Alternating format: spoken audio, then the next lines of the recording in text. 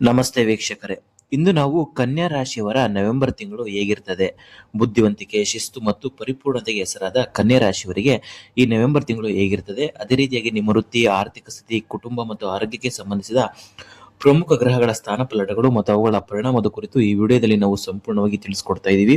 ಈ ವಿಡಿಯೋನ ನೀವು ಸ್ಕಿಪ್ ಮಾಡದೆ ಕೊನೆವರೆಗೂ ಪೂರ್ತಿಯಾಗಿ ನೋಡಿ. ಅದಕ್ಕಿಂತ ಮುಂಚೆ ಈ ವಿಡಿಯೋಗೆ ಒಂದು ಲೈಕ್ ಮಾಡಿ, ಹಾಗೆ ನಮ್ಮ ಚಾನಲ್ಗೆ ಯಾರೆಲ್ಲ ಸಬ್ಸ್ಕ್ರೈಬ್ ಮಾಡ್ಕೊಂಡಿಲ್ಲ ಅಂದ್ರೆ ಈಗಲೇ ಫ್ರೀಯಾಗಿ ಸಬ್ಸ್ಕ್ರೈಬ್ ಮಾಡ್ಕೊಳ್ಳಿ.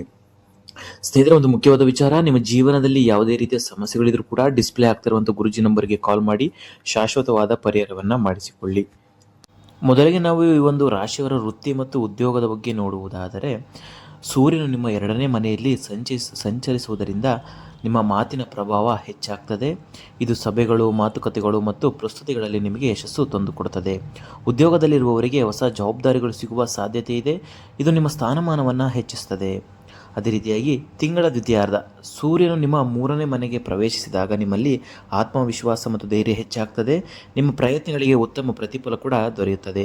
ಸಹೋದ್ಯೋಗಿಗಳೊಂದಿಗಿನ ಸಂಬಂಧ ಸುಧಾರಿಸುತ್ತದೆ. ಇನ್ನು ವ್ಯಾಪಾರಸ್ಥರಿಗೆ ನೋಡುವುದಾದರೆ, ಹೊಸ ವ್ಯಾಪಾರ ಒಪ್ಪಂದಗಳು ಅಥವಾ ಪಾಲುದಾರಿಕೆಗಳು ಈ ತಿಂಗಳು ಲಾಭದಾಯಕವಾಗಬಹುದು. ನಿಮ್ಮ ಸಂವಹನ ಕೌಶಲ್ಯವನ್ನು ಸರಿಯಾಗಿ ಬಳಸಿಕೊಂಡ್ರೆ ಗ್ರಾಹಕರು ನಿಮ್ಮತ್ತ ಆಕರ್ಷಿತರಾಗ್ತಾರೆ.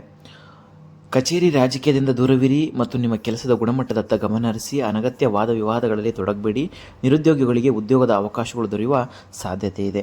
ಇನ್ನು ಆರ್ಥಿಕ ಮತ್ತು ಹಣಕಾಸಿನ ಸ್ಥಿತಿ ಬಗ್ಗೆ ನೋಡುವುದಾದರೆ, ಈ ತಿಂಗಳು ನಿಮ್ಮ ದ್ವಿತೀಯ ಮನೆಯಲ್ಲಿ ಗ್ರಹಗಳ ಶುಭ ಸಂಯೋಗವು ಹಣದ ಅರಿವನ್ನು ಹೆಚ್ಚಿಸುತ್ತದೆ. ನಿಮ್ಮ ಹಿಂದಿನ ಹೂಡಿಕೆಗಳು ಈಗ ಉತ್ತಮ ಲಾಭವನ್ನು ತರಬಹುದು. ನೀವು ನಿರೀಕ್ಷಿಸದ ಮೂಲಗಳಿಂದಲೂ ಕೂಡ ಹಣ ಬರಬಹುದು. ಇದ್ರ ಜೊತೆಗೆ ಖರ್ಚುಗಳ ಬಗ್ಗೆ ನೋಡುವುದಾದರೆ, ಅನಿರೀಕ್ಷಿತ ಖರ್ಚುಗಳು ಎದುರಾಗುವ ಸಾಧ್ಯತೆ ಇದೆ. ವಿಶೇಷವಾಗಿ ಕುಟುಂಬ ಅಥವಾ ಮನೆಯ ಅವಶ್ಯಕತೆಗಳಿಗಾಗಿ ಆದರೂ ನೀವು ಆದಾಯದ ಹೆಚ್ಚಳದಿಂದ ಅವುಗಳನ್ನು ನಿಭಾಯಿಸಲು ಸಾಧ್ಯವಾಗ್ತದೆ. ಇನ್ನು ರಿಯಲ್ ಎಸ್ಟೇಟ್ ಅಥವಾ ವಾಹನ ಖರೀದಿಗೆ ಯೋಚನೆ ಮಾಡ್ತಾ ಇದ್ದರೆ ತಿಂಗಳ ಮೊದಲಾರ್ಧ ಶುಭಕರವಾಗಿದೆ. ಉಳಿತಾಯದ ಕಡೆ ಹೆಚ್ಚು ಗಮನವನ್ನು ನೀಡಿ. ನಿಮ್ಮ ಹಣಕಾಸಿನ ಯೋಜನೆಗಳನ್ನು ಮತ್ತೊಮ್ಮೆ ಪರಿಶೀಲಿಸಿ. ಇನ್ನು ನವೆಂಬರ್ನ ಮಧ್ಯಭಾಗವು ಹಣಕಾಸಿನ ನಿರ್ಧಾರಗಳನ್ನು ತೆಗೆದುಕೊಳ್ಳಲು ಮತ್ತು ಹೂಡಿಕೆ ಮಾಡಲು ಅತ್ಯಂತ ಮಂಗಳಕರವಾಗಿದೆ. ಇನ್ನು ಕೌಟುಂಬಿಕ ಮತ್ತು ವೈಯಕ್ತಿಕ ಜೀವನ ಬಗ್ಗೆ ನೋಡುವುದಾದರೆ, ಪ್ರೀತಿ ಮತ್ತು ಸಂಬಂಧದ ಬಗ್ಗೆ ನೋಡುವುದಾದರೆ, ಪ್ರೇಮಿಗಳಿಗೆ ಮತ್ತು ವಿವಾಹಿತರಿಗೆ ಇದು ಸಮತೋಲನದ ತಿಂಗಳು. ಪರಸ್ಪರ ತಿಳುವಳಿಕೆ ಮತ್ತು ಪ್ರೀತಿ ಹೆಚ್ಚುತ್ತದೆ. ಸಂಗಾತಿಯೊಂದಿಗೆ ಸಣ್ಣ ಪ್ರಯಾಣ ಅಥವಾ ಹೊರಹೋಗುವಿಕೆ ಯೋಜಿಸಬಹುದು. ಹೊಸ ಸಂಬಂಧವನ್ನು ಹುಡುಕ್ತಾ ಇರುವವರಿಗೆ ಶುಭ ಸುದ್ದಿ ಸಿಗ್ತದೆ. ವಿವಾಹಕಾಂಕ್ಷಿಗಳಿಗೆ ಉತ್ತಮ ಮದುವೆ ಸಂಬಂಧಗಳು ಕೂಡಿ ಬರುವ ಸಾಧ್ಯತೆ ಇದೆ. ಇನ್ನು ಕುಟುಂಬದ ಬಗ್ಗೆ ನೋಡುವುದಾದರೆ, ನಿಮ್ಮ ಸಹೋದರ ಸಹೋದರಿಯರಿಂದ ಬೆಂಬಲ ಮತ್ತು ಸಹಕಾರ ದೊರೆಯುತ್ತದೆ. ಕುಟುಂಬದ ಹಿರಿಯರ ಆರೋಗ್ಯದ ಕಡೆ ಸ್ವಲ್ಪ ಹೆಚ್ಚು ಗಮನವನ್ನು ನೀಡಿ. ನಿಮ್ಮ ಸ್ನೇಹಿತರು ಮತ್ತು ಸಾಮಾಜಿಕ ವಲಯದಲ್ಲಿ ನಿಮ್ಮ ಗೌರವ ಹೆಚ್ಚಾಗ್ತದೆ. ಹಳೆಯ ಸ್ನೇಹಿತರ ಭೇಟಿಯ ಸಂತೋಷವನ್ನು ನೀವು ಕ್ಷಣ್ಕೊಂತೀರಾ. ಇನ್ನು ಶಿಕ್ಷಣ ಮತ್ತು ಆರೋಗ್ಯದ ಬಗ್ಗೆ ನೋಡುವುದಾದರೆ, ಈ ತಿಂಗಳು ವಿದ್ಯಾರ್ಥಿಗಳಿಗೆ ಅತ್ಯಂತ ಅನುಕೂಲಕರವಾಗಿದೆ. ನಿಮ್ಮ ಕಠಿಣ ಪರಿಶ್ರಮಕ್ಕೆ ತಕ್ಕ ಫಲಿತಾಂಶ ದೊರೆಯುತ್ತದೆ. ಸ್ಪರ್ಧಾತ್ಮಕ ಪರೀಕ್ಷೆಗಳಿಗೆ ತಯಾರಿ ನಡೆಸ್ತಾ ಇರುವವರು ಉತ್ತಮ ಯಶಸ್ಸು ಕಾಣಬಹುದು. ಏಕಾಗ್ರತೆ ಹೆಚ್ಚಿರುವುದರಿಂದ ಅಧ್ಯಯನದಲ್ಲಿ ಉತ್ತಮ ಪ್ರಗತಿ ಸಾಧಿಸ್ತೀರಾ. ಇನ್ನು ಆರೋಗ್ಯದ ವಿಚಾರದಲ್ಲಿ ಎಚ್ಚರಿಕೆ ಅಗತ್ಯ. ನವೆಂಬರ್ನಲ್ಲಿ ಋತು ಬದಲಾವಣೆಯಿಂದಾಗಿ ಸಣ್ಣ ಪುಟ್ಟ ಕಾಯಿಲೆಗಳು ಅಂದರೆ ಶೀತ, ಕೆಮ್ಮು ಇಂಥವಂತೂ ಕಾಡುವಂಥ ಸಾಧ್ಯತೆ ಇದೆ. ಸರಿಯಾದ ಆಹಾರ ಕ್ರಮ, ಯೋಗ ಮತ್ತು ವ್ಯಾಯಾಮವನ್ನು ರೂಢಿಸಿಕೊಳ್ಳುವುದರಿಂದ ಆರೋಗ್ಯವನ್ನು ಕಾಪಾಡಿಕೊಳ್ಳಬಹುದು.